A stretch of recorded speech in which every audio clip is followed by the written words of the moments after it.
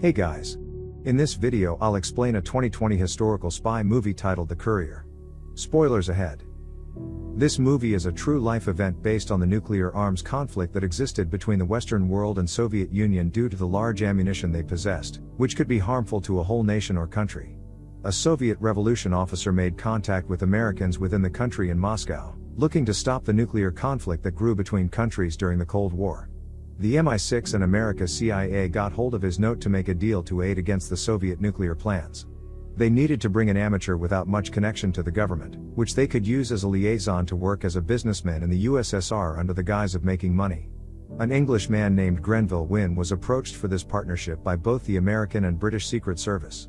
He worked as a liaison with business meetings involving trade officers and made propositions at a trade fair. The Soviet officer Oleg Penkovsky was a UK informant while working as a respected and decorated officer in Moscow. Oleg Penkovsky tried to make connections with the secret services to help end a possible nuclear war that could affect the world, thereby making it unsafe in the future for their children. Penkovsky knew the risks involved and made sure to take precautions on specific actions so as not to be caught by Soviet whistleblowers and spies that are everywhere. The day he met with the Soviet Trade Department, he was able to make contact with Penkovsky as he recognized the pin on his shirt after he invited him for lunch. After talking during lunch, Penkovsky invited Wynne to a ballet performance. The hall was filled with keen viewers like Wynne, and Penkovsky watched as the dancers thrilled everyone with their moves in class. The performance ended, and Penkovsky walked him to his hotel. He remarked that Wynne was a good amateur. Over the days that passed by, they had more meetings. While Penkovsky was part of the delegation to London about the trade fair with Moscow, he invited the delegation officers and Wynne to drink and have a fun time. The Soviet officers were invited to party at a bar to get them to enjoy their stay and also get themselves drunk. Then Penkovsky went to another room when the officers were all in their various rooms to speak with the Secret Service and share information about Soviet nuclear strategies. Penkovsky wanted safety for his family and asked that he be saved from Moscow, and they promised to do so. After that day, Wynne felt reluctant to continue the Soviet business, but he was told how things could happen if the nuclear missile was launched and the calamity that could befall the world at large. Those realities of the event that might occur and the possible things he could do at the moment to make it not happen would scare him for a long time. Grenville Wynne thought about it again and invited Oleg Penkovsky to his home for dinner. Afterward, Grenville Wynne informed Oleg Penkovsky that he wasn't feeling too comfortable about the whole operation and was uncomfortable with everything. However, Penkovsky assured him of being safe since he wasn't informed about what was discussed with the Secret Service. Grenville Wynne continued to travel to Moscow to make more business meetings and carried parcels and letters with files that he was to deliver to the MI6 and CIA Secret Service, Penkovsky being the Soviet source and Wynne the courier. On the journeys to Moscow, Wynne's wife felt he had other businesses and could be cheating, but he continued to assure her that it's business and he was after the money. She even challenged him at dinner once about his dealings with the Soviets, and he responded harshly for her to let him run his business. The information that Oleg Penkovsky could get was very secret and classified. Many analysts were involved in changing the words for ease and in deciphering whatever they meant or could be. Among the many analysts invited was a spy who discovered that so much secret information was being leaked to the Americans. He later told the Soviet officers to be on alert for a mole. It seemed Penkovsky was under surveillance the whole time they were talking and observing lunch and time out together under the business guide. Penkovsky was visited by a known friend of the revolution who made him know that he was acquainted with his past comrades. Penkovsky was warned about his possible involvement with the Westerners and how they might have played him for information or secrets. They both had a good time smoking contraband cigarettes and playing cards. The next day, Penkovsky was informed of being pulled off the delegation team for the trade fair.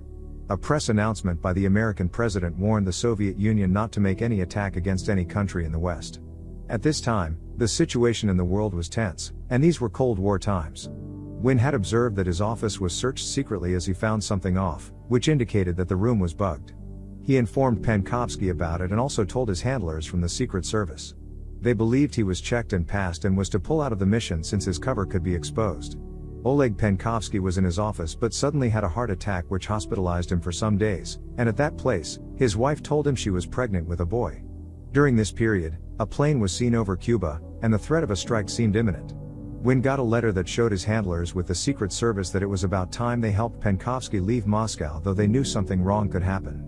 Wynne was told to sleep elsewhere by his wife when he couldn't make her believe he wanted to clear one account in Moscow, whereas she felt he was cheating on her. Wynne got to Moscow, and when he tried to see Penkovsky, they had to speak behind noises cause the room would be bugged.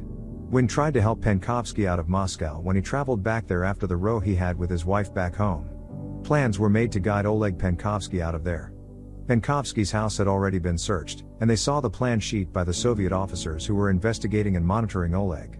They already saw the secret place he kept the plan sketch.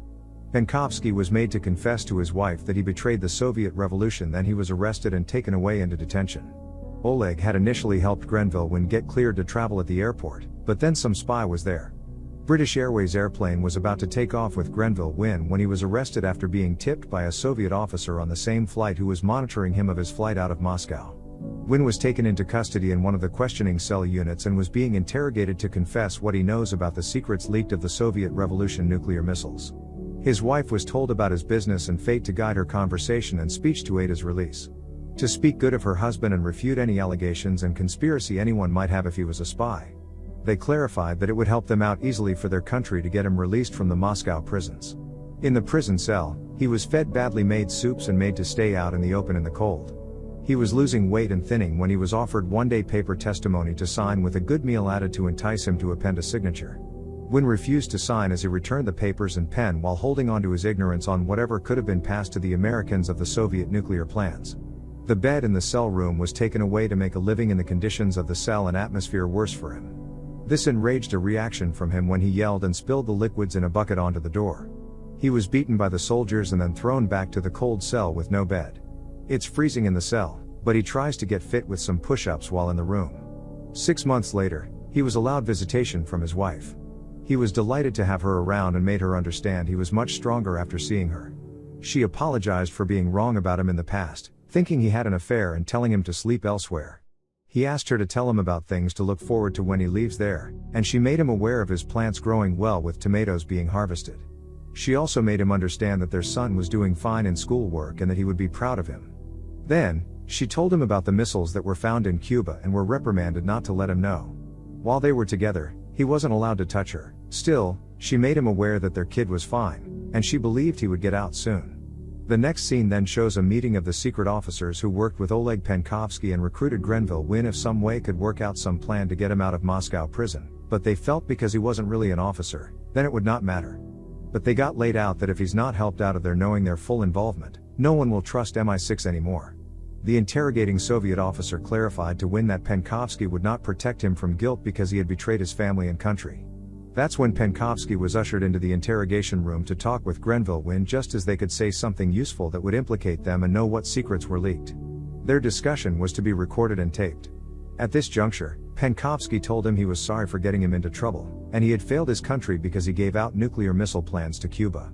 Wynn reached out to hold his hand and forgave Penkovsky because he also had to protect his family too.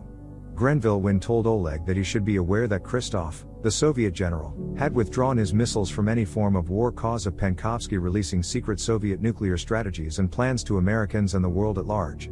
Wynn said it to reassure him that his efforts were not in vain and peace could be sought. The officers didn't want Penkovsky to know about the general withdrawal, so they separated them into their cells, but Oleg Penkovsky was amazed and in shock. However, he felt at ease with a promising future for his children. 1 year later, Wynn was released in exchange for Soviet spy Conan Moldy. He went back home amid paparazzi and the press. Greenville Wynn returned to his business as a national hero before he died in 1990. Oleg Penkovsky was killed and buried in an unmarked grave while his wife and children lived in Moscow. So that is it for today, guys.